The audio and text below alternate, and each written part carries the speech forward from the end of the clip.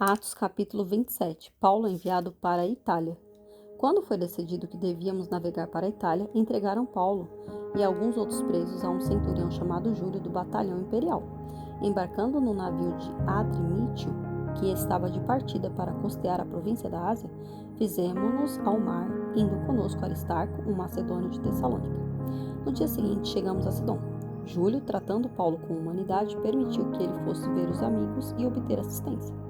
Partindo dali, navegamos ao abrigo da ilha de Chipre, porque os ventos eram contrários, e tendo atravessado o mar ao longo da Cilícia e Panfilha, chegamos a Mirra, na Lícia. Nesse porto, o centurião encontrou um navio de Alexandria que estava de partida para a Itália e nos fez embarcar nele.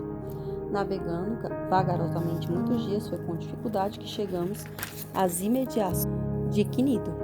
Não nos sendo permitido prosseguir por causa do vento contrário, navegamos ao abrigo de Creta na altura de Salmona. Costeando a ilha com dificuldade, chegamos a um lugar chamado Bons Portos, perto do qual estava a cidade de Laceia. Os perigos da viagem. Depois de muito tempo, tendo se tornado a navegação perigosa, e já passado o tempo do dia do jejum, Paulo os aconselhou dizendo: Senhores, vejo que a viagem vai ser trabalhosa, com dano e muito prejuízo, não só da carga do navio, mas também da nossa vida. Porém, o centurião dava mais crédito ao piloto e ao mestre do navio do que ao que Paulo dizia. Não sendo o porto próprio para invernar, a maioria deles era de opinião que deviam partir dali, para ver se podiam chegar a Fenícia, e aí passar o inverno, visto ser um porto de Creta, que olha para o noroeste e para o sudoeste. Soprando brandamente o vento sul, e pensando eles ter alcançado o que desejavam, levantaram âncora e foram costeando mais de perto a ilha de Creta. Entretanto, nem muito depois, desencadeou-se ao lado da ilha um tufão de vento chamado Euroaquilão. O navio foi arrastado com violência e, sem poder resistir ao vento, cessamos a manobra e nos fomos deixando levar. Passando ao abrigo de uma ilhota chamada Cauda, com dificuldade conseguimos recolher o bote. Tendo içado o bote, os marinheiros usaram de todos os meios para reforçar o navio com cabos de segurança, e temendo que fosse encalhar nos bancos de areia de Sirte, desceram as velas e foram à deriva. Açoitados severamente pela tormenta, no dia seguinte começaram a julgar a carga no mar. E no terceiro dia, nós mesmos, com as nossas próprias mãos, lançamos ao mar a armação do navio. E não aparecendo, havia já alguns dias nem sol nem estrelas, caindo sobre nós grande tempestade, dissipou-se afinal toda a esperança de salvamento. Havendo todos estado muito tempo sem comer, Paulo, pondo-se em pé no meio deles, disse: Senhores, na verdade era preciso terem me atendido e não partir de Creta, para evitar este dano e perda.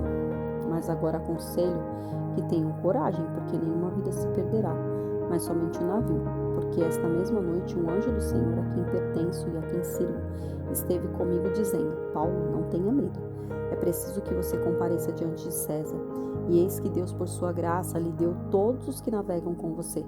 Portanto, senhores, tenham coragem, pois eu confio em Deus, que tudo vai acontecer conforme me foi dito. Porém, é necessário que sejamos arrastados para alguma ilha.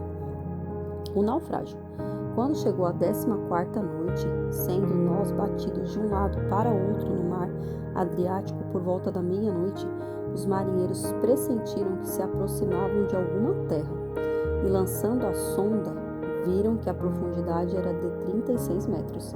Passando um pouco mais adiante, tornando a lançar a sonda, viram que a profundidade era de 27 metros, e receosos de que fôssemos atirados contra lugares rochosos, lançaram da popa 4 âncoras e oravam para que rompesse o dia.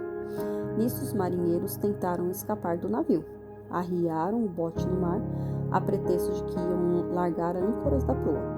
Paulo disse ao centurião e aos soldados: Se estes não permanecerem a bordo, vocês não poderão se salvar. Então os soldados cortaram os cabos do bote e o deixaram afastar-se. Enquanto amanhecia, Paulo rogava a todos que se alimentassem, dizendo: Hoje é o 14º dia em que, esperando vocês, estão sem comer, não tendo provado nada. Por isso peço que comam alguma coisa, pois disso depende a sobrevivência de vocês, porque nenhum de vocês perderá nem mesmo um fio de cabelo. Tendo dito isto, pegando um pão, deu graças a Deus na presença de todos. E depois de o partir, começou a comer. Todos ficaram mais animados e se puseram também a comer. e estávamos no navio 276 pessoas ao todo. Refeitos com a comida, aliviaram o navio jogando trigo no mar. Quando amanheceu, não reconheceram a terra, mas avistaram uma enseada onde havia uma praia. Então consultaram entre si se não podiam encalhar ali o navio. Cortando os cabos das âncoras, deixaram que ficasse no mar. Soltaram também as amarras do leme. E, alçando a vela de proa ao vento, dirigiram-se para a praia. Dando, porém, no lugar onde duas correntes se encontravam, encalharam ali o navio. A proa encravou-se e ficou imóvel, mas a popa se despedaçava pela violência das ondas. O parecer dos soldados é que os presos deviam ser mortos para que nenhum deles fugisse nadando, mas o centurião, querendo salvar Paulo, impediu-os de fazer isso. Ordenou que os que soubessem nadar fossem os primeiros a lançar-se ao mar e alcançar a terra. Quanto aos demais, que se salvassem uns em tábuas e outros em destroços do navio. E foi assim que todos se salvaram em terra.